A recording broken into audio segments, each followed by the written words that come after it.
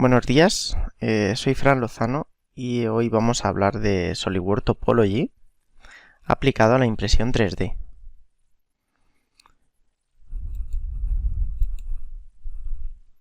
Vamos a ver primero qué es la optimización topológica. Esta ha sido una de las cuestiones más estudiadas por la ingeniería. La primera investigación que consiguió codificarla en cierta manera fue en 1904 por Mitchell. La imagen que tenemos a la izquierda puede parecer algo complicada, pero vamos a ver si podemos explicarla en cierta manera. Supongamos que tenemos un punto A en el cual hemos aplicado cierta fuerza, ¿vale? Y un punto B en el que tenemos una sujeción, ya sea una sujeción, un soporte, etc. Al final lo que estamos haciendo es eliminar ciertos grados de libertad. En este caso el objetivo de la pieza es conectar ambos puntos, punto A donde tenemos la fuerza y el punto B donde tenemos la sujeción. Y tenemos que conseguir que haya una apropiada transición de la carga entre ambos puntos. En esta investigación de Mitchell lo que nos viene a decir es que la estructura más rígida a un cociente de peso menor será la que transfiera la carga de la manera más apropiada, es decir, de la manera más eficiente. Tendremos material justo donde haya que tener material. Entonces, ¿cuál va a ser esta manera? Pues esto se va a producir siguiendo estas líneas que vemos. Tenemos estas líneas cóncavas y convexas mirando hacia arriba y hacia abajo. Si dibujáramos una línea imaginaria que fuese desde este punto A a este punto B, ¿vale?, que vamos a llamar eje neutro, todas estas líneas que tenemos dibujadas cóncavas y convexas, ¿vale?, van a atravesar este eje neutro que hemos dibujado imaginariamente a 45 grados, ¿vale? Y por otra parte, entre sí, estas líneas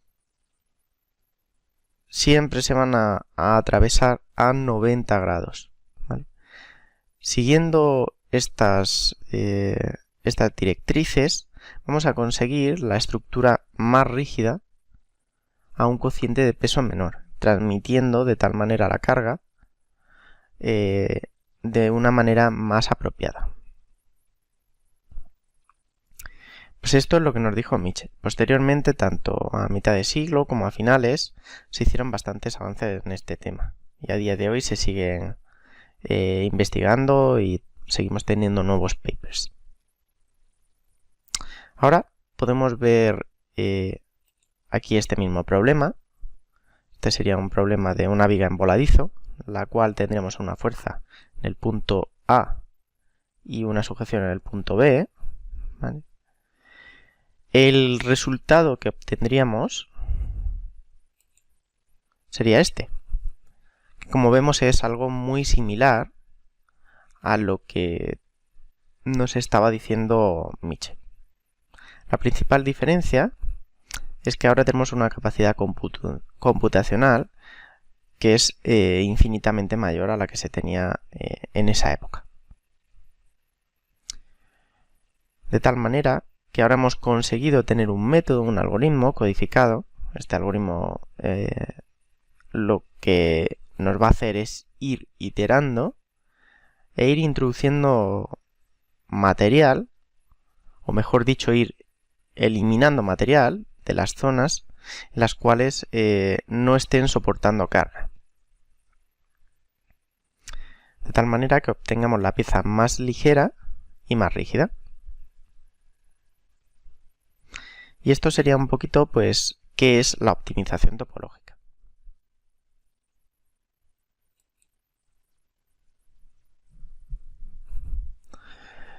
Bien, ahora vamos a ver los procesos de fabricación tradicionales. ¿Por qué lo vamos a ver? Porque lo que nos está dando esta optimización topológica normalmente son diseños muy orgánicos y que con los procesos tradicionales de fabricación vamos a tener muchas limitaciones para llegar a poder representar en la realidad y fabricar estos diseños, ¿vale? Entonces, por ejemplo, si tenemos el prensado y sinterizado, el cual no va a poder lograr piezas directamente con rebajes, roscas y taladros, tendremos que postprocesar.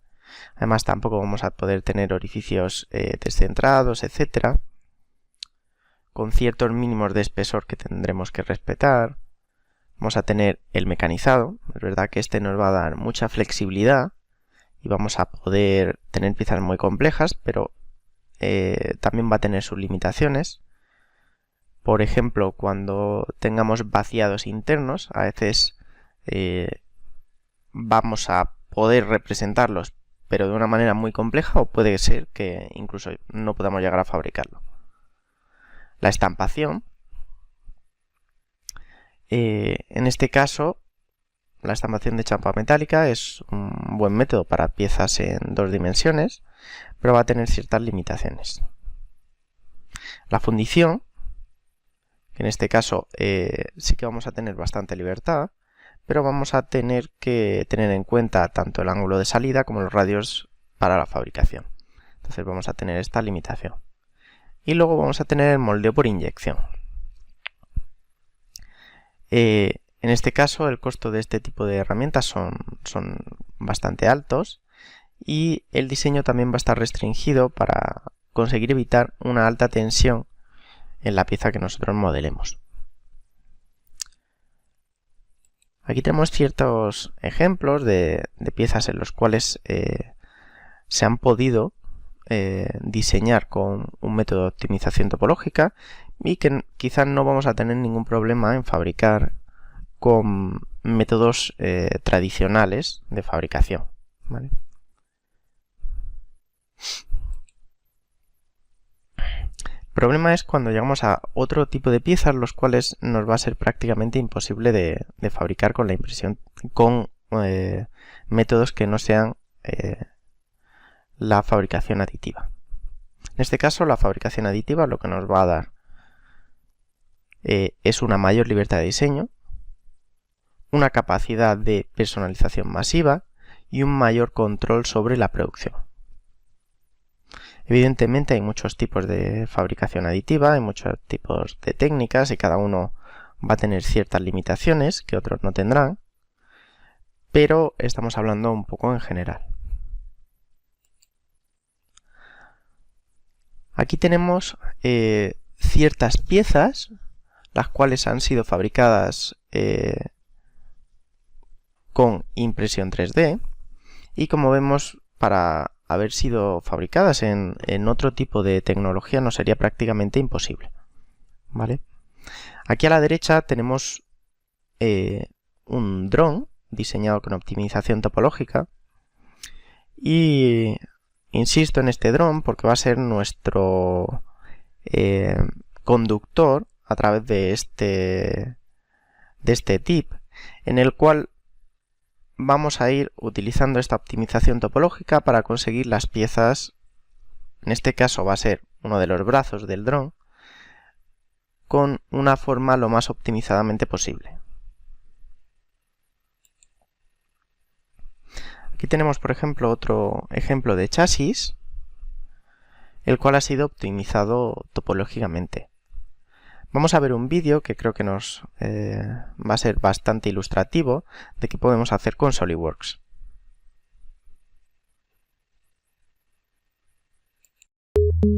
It's a whole new world. Advances in technology are changing the way we do business for the better. And SolidWorks is at the forefront of today's advances. New tools from SolidWorks can take you from concept to consumer in the blink of an eye. Topology optimization, additive manufacturing, and 3D Experience Marketplace are some of the most exciting new technologies. Topology optimization is a powerful simulation method that optimizes geometry based on user-defined constraints and goals. For example, designers can maximize strength while reducing the mass. We can specify constraints such as required symmetry, thickness, or preservation of regions for mating components.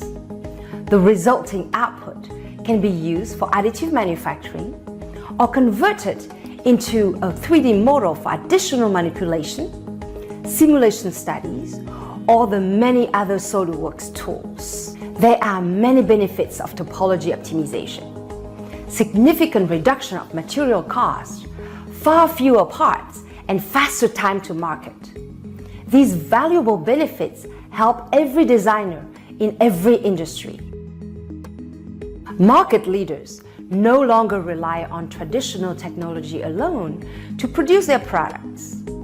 Advances in additive manufacturing have proven to be game changers for producing the products of today and tomorrow. SOLIDWORKS offers 3D printing tools you need to be a market leader too.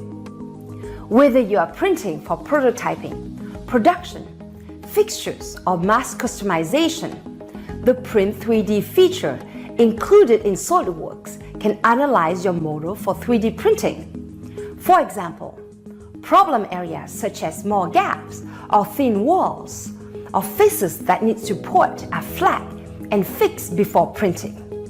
With Print 3D, you can seamlessly prepare your geometry for printing and then export it as 3MF, the latest additive manufacturing format ready for 3D print. SOLIDWORKS is more than just CAD. It is a full solution provider that can take your concept to consumer faster than ever before. With the introduction of the 3D Experience Marketplace, designers are now connected to manufacturers and suppliers in minutes rather than months, and orders can be placed and fulfilled seamlessly all within the 3D Experience platform. Marketplace consists of two groups, Marketplace Part Supply and Marketplace Meg. Part Supply is an online 3D component catalog where you can choose components off the shelf and drag and drop them into your SOLIDWORKS windows within seconds. With Marketplace Meg, you can post your model to the Marketplace website and receive competitive bids from service providers all around the world. By connecting you to manufacturers and suppliers, you don't need to invest in your own printer, and you can start using SOLIDWORKS advanced technology today. SOLIDWORKS' powerful combination of topology optimization, additive manufacturing, and 3D Experience Marketplace enables smart designers to go from concept to consumer in a blink of an eye. Now that you see how leading-edge technology is transforming the way product design is done, isn't it time you fast-track your products by using these tools too? To learn more, contact your value-added reseller today.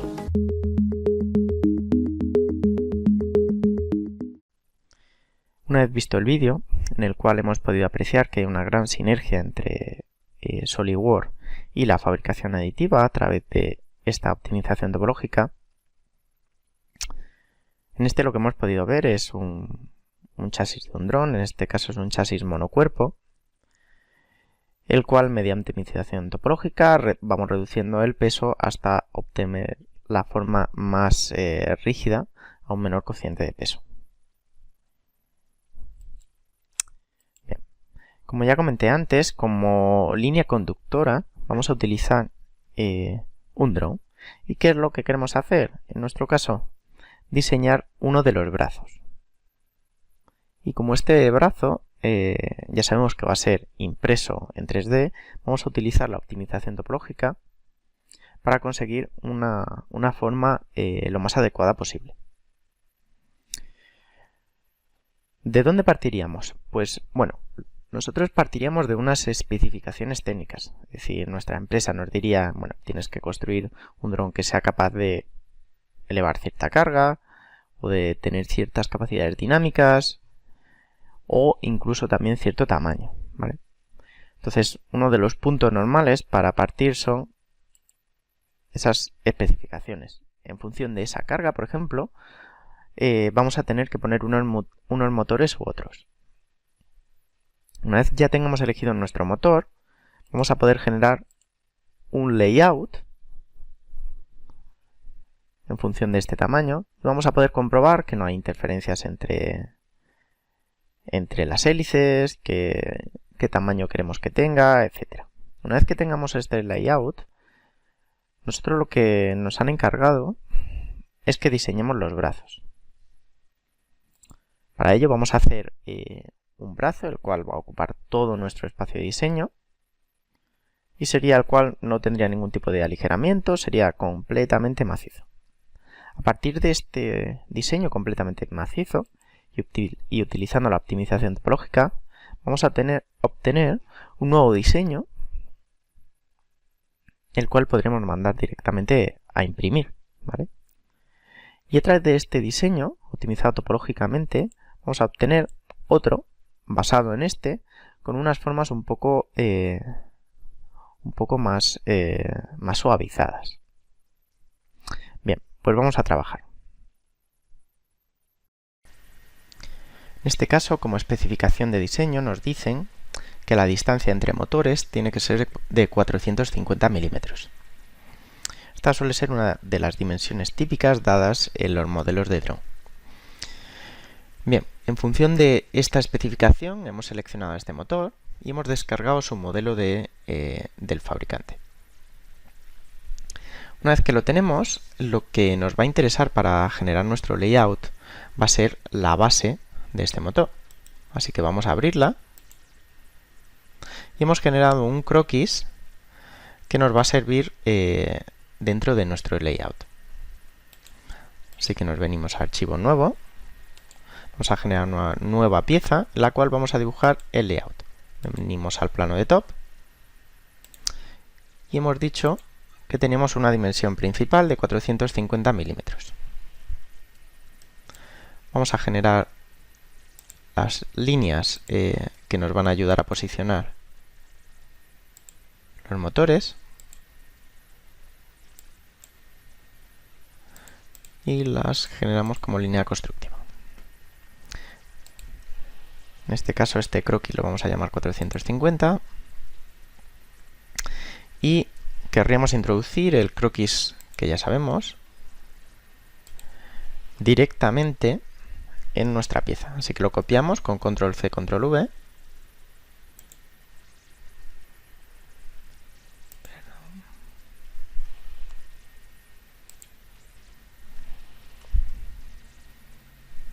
Y en este caso no queríamos copiarlo aquí, sino que queríamos copiarlo en el plano de top. Vale. Editamos el croquis y podríamos acotarlo completamente o también podemos intentar definirlo completamente de manera automática. Vamos a intentarlo y en este caso lo vamos a definir desde este punto y esta también desde este punto, de tal manera que aunque no quede completamente definido,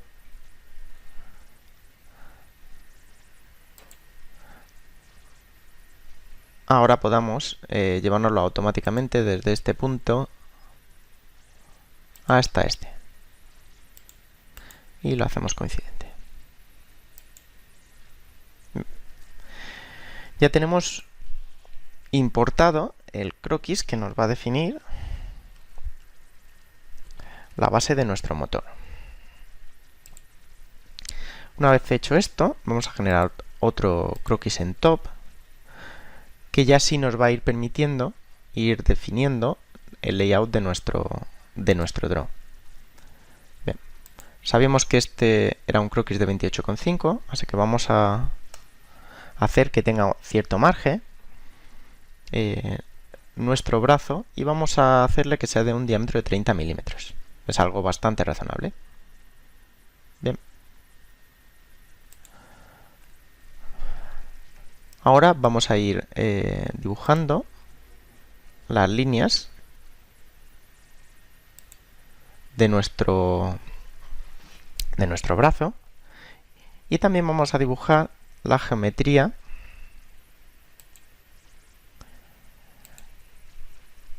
del cuerpo. ¿Vale? A este radio le vamos a dar, por ejemplo, un radio de 80 milímetros.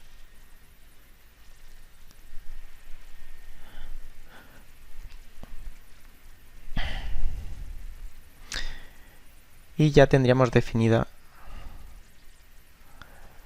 en cierta manera la forma de nuestro dron. Lo único que nos faltaría definir es esta longitud, la cual va a ser de 130 milímetros.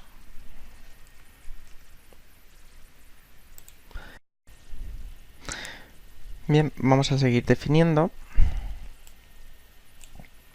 el resto del dron. Aquí tendríamos otro de los motores. Y en este caso esta línea vendría a cortarse aquí. Comprobamos que lo está haciendo correctamente. Así es. Bien. Y ahora podríamos hacer una simetría de estas entidades, de esta y de esta, con respecto del plano lateral. Y ahora podríamos hacer otra simetría de todas estas, incluida esta, con respecto del plano de front.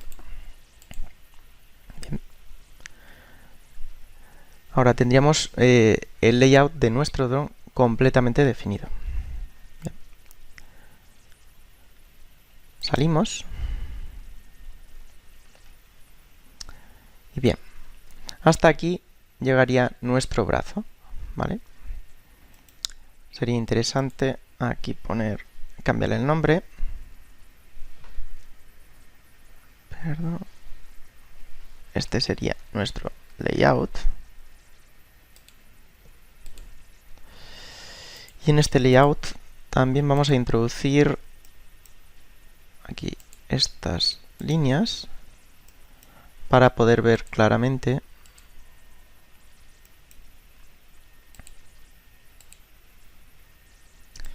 dónde termina nuestro brazo y dónde empieza nuestro cuerpo.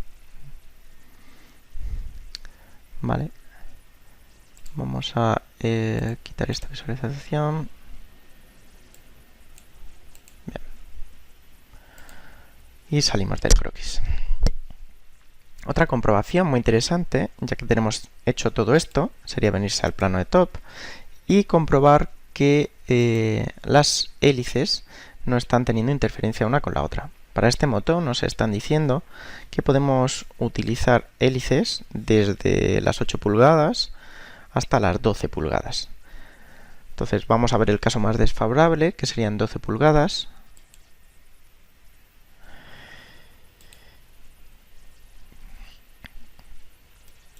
Y vamos a acotarlo directamente en pulgadas.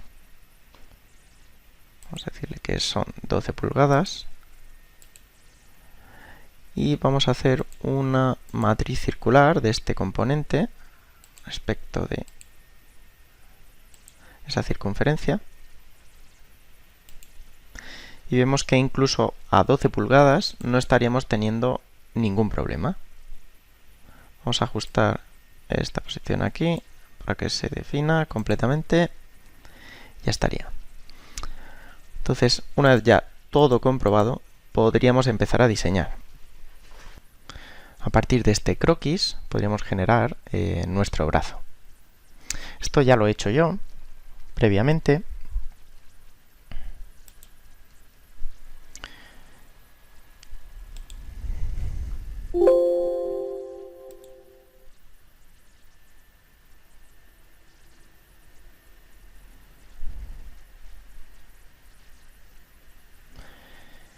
Y aquí tendríamos este espacio de diseño ya generado, en el cual a nosotros lo que nos interesaría sería tener nuestro estudio de topología generado.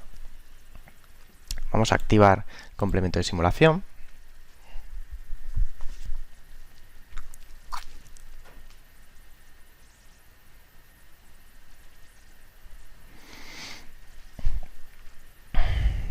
Y en este caso yo ya tengo generado dos estudios de topología y un primer análisis de frecuencia. Vamos a analizarlos. En este primer análisis de frecuencia tenemos los primeros modos, tanto el primero y el segundo, que son relativamente bajos, a 250 Hz y a 300 Hz. Y luego tenemos el resto de modos. Bien. Vamos a visualizar el primer modo. Es un modo, evidentemente es un modo puro, el cual vemos que está moviendo el dron en el eje Z. Y el segundo modo, que lo estaría moviendo en el eje Y. Los primeros modos hemos visto que era a 250 Hz y a 300 Hz. Bien. Sabiendo la rigidez que nos está aportando tener completamente definido este modelo, podemos más o menos intentar replicar esta rigidez en nuestro modelo final, pasado por la optimización topológica. Si supiéramos ciertas frecuencias resonantes que queremos evitar debido a un comportamiento dinámico, como va a ser el caso, que vamos a tener el motor del dron girando, podríamos intentar evitar esa frecuencia directamente en el estudio de topología, siendo esta una de las novedades de 2019. Vamos a ver el primer estudio que generé, en el cual lo que he hecho es definir una fijación de bisagra en este punto, que sería el taladro el cual me permitiría unirlo al brazo.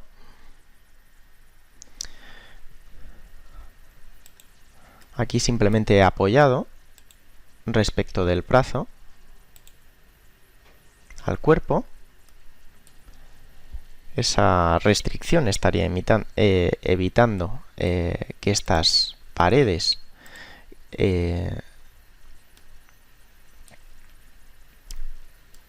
se introdujeran dentro del cuerpo del dron. Luego estoy poniendo una fuerza. En este caso he puesto 1 kilogramo de fuerza. Sería más o menos la fuerza de empuje que estaría generando el motor con la hélice de mayor tamaño.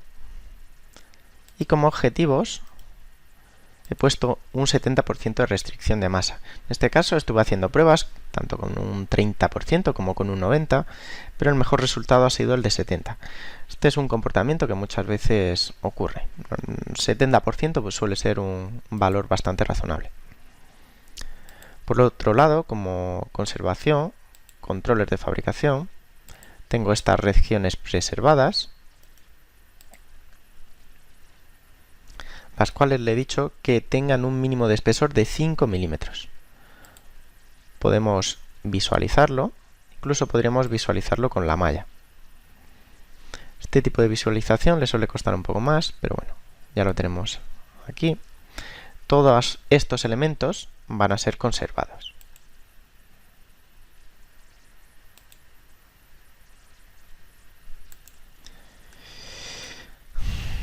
Y luego además he dado esta región de conservación, la cual sería donde iría el motor y la zona inferior para poder anclar la tornillería de mi base. Por último he dado un control de simetría. En este caso simplemente con el plano de alzado y diciendo que la pieza tiene que ser simétrica vamos a conseguir que sea exactamente igual, ya que debe de serlo.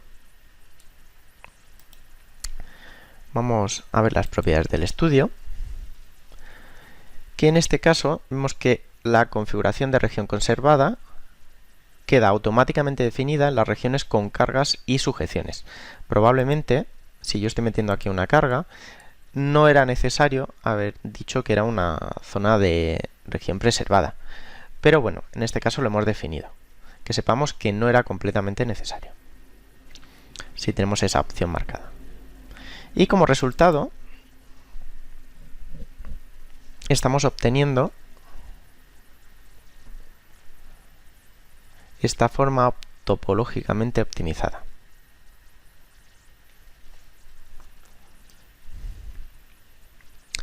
Vemos que esto nos recuerda mucho a la primera imagen que vimos de la viga topológicamente optimizada también, y según las investigaciones de Mitchell, en la cual lo que va ocurriendo es que a esas fuerzas y esa línea neutra se van cortando a 45 grados y entre ellas se van cruzando a 90, ¿vale? Esto nos lo recuerda mucho. Evidentemente, cuando ya los esfuerzos y las piezas van siendo más complejas, es más difícil de ver que en una viga en voladizo. Aunque en este caso, al fin y al cabo, lo que estamos teniendo es eso. Bien, este fue uno de los primeros intentos. En el segundo, lo que hice es meter una nueva restricción, ya que sabía esas frecuencias resonantes. Dentro de los objetivos, metí un objetivo de frecuencia. Lo que le dije es que el primer modo resonante quería que estuviera entre los 100 y los 250 Hz. Al final, esta frecuencia resonante va a ser proporcional tanto a la masa como a la rigidez. Cuanto más rígida sea la pieza, las frecuencias resonantes van a ser más altas. Entonces, como no quería que perdiese excesiva rigidez, pues le he marcado al menos este valor. Y además le estoy diciendo que esté en esta frecuencia resonante, que no me van a dar problemas. En este caso le he marcado tan solo el primer modo resonante, que es el que a mí me interesaba, que era el puro lateral. También podría haber indicado el segundo modo, insertando aquí una nueva fila y diciendo la restricción para ese segundo modo. Y como vemos, tengo aquí activada esta zona de modo de seguimiento. Esta opción es importante si queremos controlar un modo en concreto. Es decir, si yo tengo activado esta pestaña, esta casilla de modo de seguimiento, lo que hace es que este primer modo lo va siguiendo pese a que cambiara al ir cambiando topológicamente la pieza, porque puede ser que ese modo ya no sea el primero con otra forma topológicamente. Entonces, si la activamos, siempre, pese a que no sea el primero, va a ir aplicando esta restricción a ese modo de este espacio de diseño. En cambio, si no la tuviera activada y este modo fuese cambiando, no estaría controlando ese modo, sino que estaría solamente controlando el primer modo, sea el que sea, pero no el que a mí me interesaba controlar.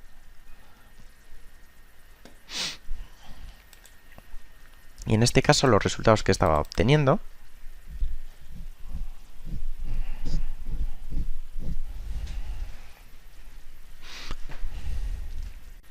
este es el resultado que tendríamos en este segundo modo, el cual me gusta bastante más. Así que nos vamos a quedar con este y lo que vamos a hacer es exportar esta malla suavizada como una nueva configuración y en exportación avanzada como sólido de gráficos, que va a ser la manera más rápida de exportar.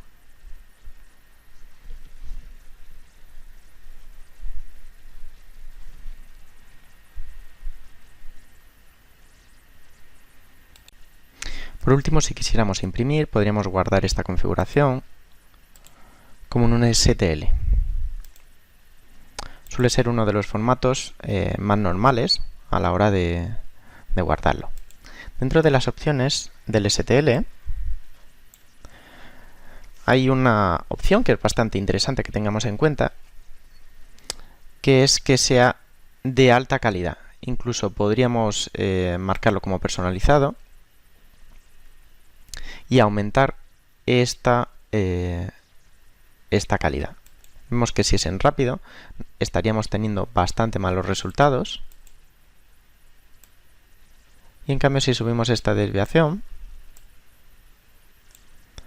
podemos obtener mucho mejores resultados.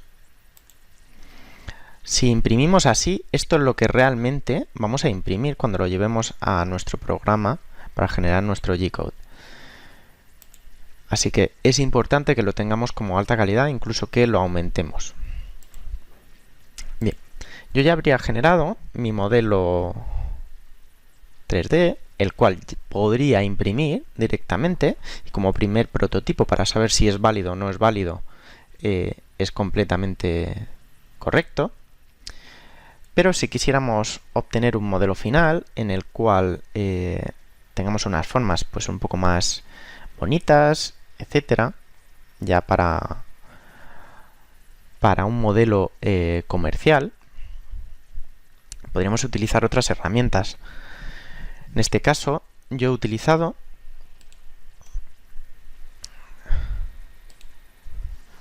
el complemento de SolidWorks Power Surface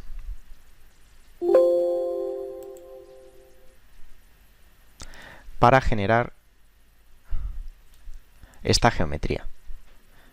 Me ha ayudado con ese complemento para ir introduciendo nueva geometría basada en mi modelo inicial.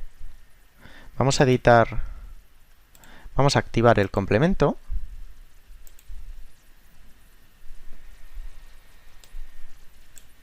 Vamos a ver algunas de las principales funciones en las cuales me ha ayudado para poder llegar a tener esta geometría. Bien, vamos a editarlo.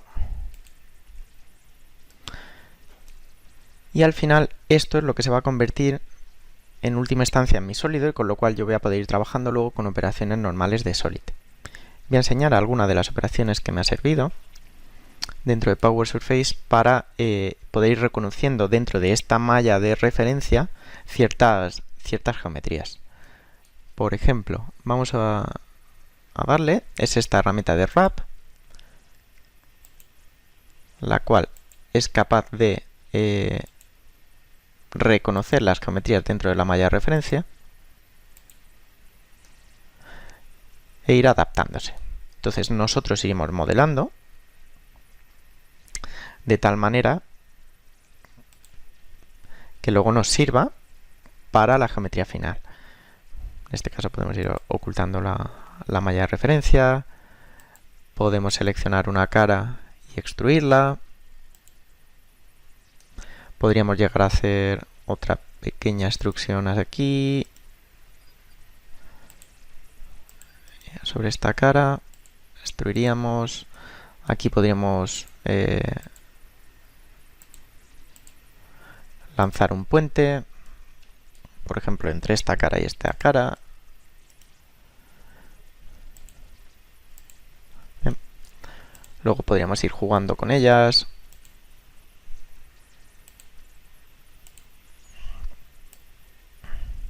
De una manera muy libre, ya que como toda esta va a ser una pieza impresa en 3D, pues nos va a ser muy sencillo poder fabricarla. Vamos a tener esa libertad de diseño. Vamos a descartar estos cambios. Y por último, ya tendríamos nuestra pieza, a la cual habríamos añadido ciertas operaciones. Incluso habría traído la pieza base para poder utilizarla como referencia. Por último, vamos a ver una de las herramientas, que es esta herramienta de impresión 3D, la cual me va a permitir ver si cabe, por ejemplo, en mi cama de impresión, dentro de mi impresora 3D, me está pidiendo el plano de referencia de donde iría la cama, todo esto pensando que va a ser impreso en tecnología FDM, así que vemos que no habría ningún problema. Si fuese una cama más pequeña, por ejemplo, en esta dimensión, vemos que me está marcando donde no cabe. Podemos orientar la pieza para que se ajuste y ocupe lo máximo y no tenga ningún problema si va al límite. ¿Vale? También la podemos escalar si la queremos hacer más grande, justo para que entre al tope del máximo volumen de impresión.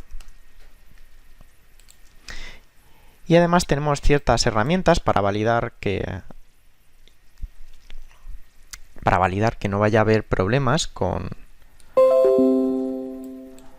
los soportes. Entonces podemos mostrar las caras que requieran soporte. En este caso me está diciendo estas caras inferiores porque no está exactamente a ras, entonces tendría que hacer un pequeño soporte abajo.